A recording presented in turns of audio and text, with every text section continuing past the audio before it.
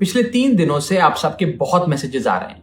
आप में से ज्यादातर लोग मुझे बेस्ट विशेस दे रहे हैं, कंग्रेचुलेट कर रहे हैं, और कुछ लोग मेरे इस फैसले के पीछे क्या रीजंस हैं वो जानना चाहते हैं। तो आज ये वीडियो उनके लिए और उन लोगों के लिए भी जिन लोगों ने शायद मेरी प्रेस कॉन्फ्रेंस नहीं देखी। दोस्तों, पॉलिटिक्स में आने से पहले मैं एक प्रैक्टिसिंग चार्टर्ड अकाउंटेंट था। मेरे सामने एक बेहतरीन करियर था, लेकिन मैं उस करियर को छोड़कर पॉलिटिक्स में आया। अपने करियर को बनाने के लिए पॉलिटिक्स में नहीं आया, और एक पॉलिटिकल पार्टी का फाउंडिंग मेंबर बना, जिस पार्टी को मैंने अपने प्राइम यूथ के 15 साल दिए, अपने खून पसीने से, बहुत मेहनत से इस पार्टी को सींचा। लेकिन आज ये पार्टी वो पुरानी वाली पार्टी नहीं रही। इस पार्टी में आज एक टॉक्सिक वर्क एनवायरनमेंट है। आपको काम करने से रोका जाता है, पार्लियामेंट में बोलने से रोका जाता है, और ये पॉलिटिकल पार्टी आज चंद करप्ट और कॉम्प्रोमाइज लोगों के हाथ में फंसकर रह गई है, जो अब देश के लिए नहीं, अपने निजी पर्सनल फायदे के लिए काम करते हैं। पिछले कुछ सालों से मैं ये फील कर रहा था that perhaps I am the right man but in the wrong party. और इसी के चलते मेरे सामने सिर्फ 3 ऑप्शंस थे।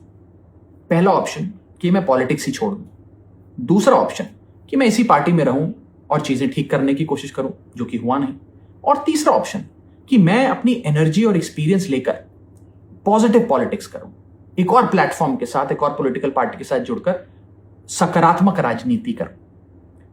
इसीलिए मैंने अकेले ने नहीं, मेरे साथ 1 नहीं, 2 नहीं, 3 नहीं, 4 नहीं, 5 नहीं, 6 और सांसदों ने, यानी कि कुल 7 MPs ने यह फैसला लिया कि हम अपनी इस पॉलिटिकल पार्टी से रिश्ता तोड़ते हैं। एक आदमी गलत हो सकता है, 2 आदमी गलत हो सकते हैं, लेकिन 7 लोग गलत नहीं हो सकते।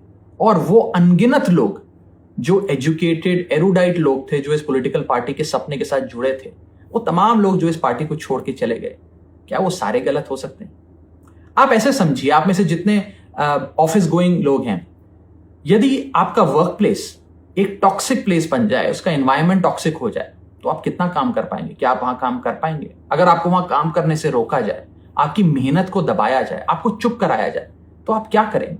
उस स्थिति में सही फैसला यही है कि आप उस वर्क प्लेस को छोड़ दें। शायद हमने भी वही किया। अब में से बहुत सारे लोगों ने यह भी मुझसे पूछा कि क्या अब मैं वैसे ही आपके मुद्दे, ordinary problems of ordinary citizens उठाता रहूंगा या बंद कर दूंगा। मैं उन्हें विश्वास दिलाना चाहता हूं कि मैं आपकी प्रॉब्लम्स को लगातार और एनर्जी के साथ और जोश के साथ उठाऊंगा। और अच्छी बात यह है कि अब हम उन प्रॉब्लम्स की सॉल्यूशंस को भी ढूंढ पाएंगे और उसे इंप्लीमेंट करा पाएंगे। तो अभी राघव का एक वीडियो देखा जिसमें वो बता रहे हैं कि भाई, जैसे आप लोग नौकरी बदलते हैं, कंपनी बदलते हैं, ऐसे मैंने पार्टी बदल ली। मैं बताना चाहता हूं कि जब हम नौकरी बदलते हैं या किसी कंपनी में नौकरी करते हैं, तो उससे आइडियोलॉजी का कोई लेना देना नहीं होता। पार्टी आप आइडियोलॉजी की वजह से ज्वाइन करते हैं और उसमें रहते हैं। मगर फिर भी मैं ये बात कहूँगा कि अगर राघव को इस पार्टी में अच्छा नहीं लग रहा था, वो जा सकते थे, उनको इसका पूरा हक है।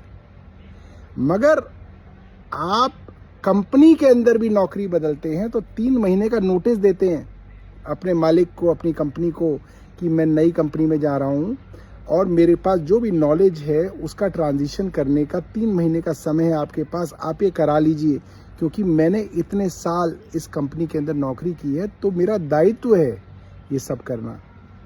मैं जिस कंपनी को छोड़ता हूं उसको बर्बाद करने के लिए षड्यंत्र नहीं करता। आपने क्या किया? आपने जब आपके ऊपर ईडी का शिकंजा कसा, तब तय कर लिया कि आप भारतीय जनता पार्टी ज्वाइन करेंगे, मगर आपने किसी को बताया नहीं। आपने भारतीय जनता पार्टी के साथ एक षड्यंत्र तय किया। भारतीय जनता पार्टी पहले दिन से इस षड्यंत्र का हिस्सा थी। दोस्तों, कैसे थी? इन्होंने कहा कि मैं अब अपनी एक अलग इंडिविजुअल मिडिल क्लास के मुद्दे उठाने वाले युवा की इमेज बनाऊंगा और उसके अंदर मदद करेगी भारतीय जनता पार्टी। कैसे करेगी?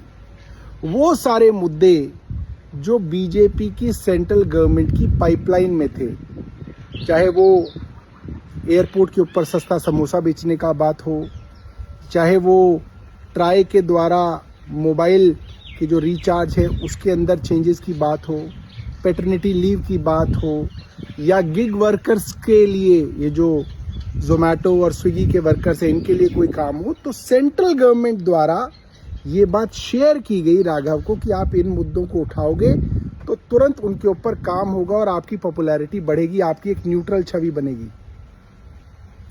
सेंट्रल गवर्नमेंट के पास हर बार मौका था कि वो या उनका कोई मंत्री पार्लियामेंट में खड़ा होकर इस बात को कहे कि राघव जो बोल रहे हैं ये ऑलरेडी सरकार का काम है, मगर कॉन्ट्राडिक्ट नहीं किया गया। क्यों नहीं किया गया?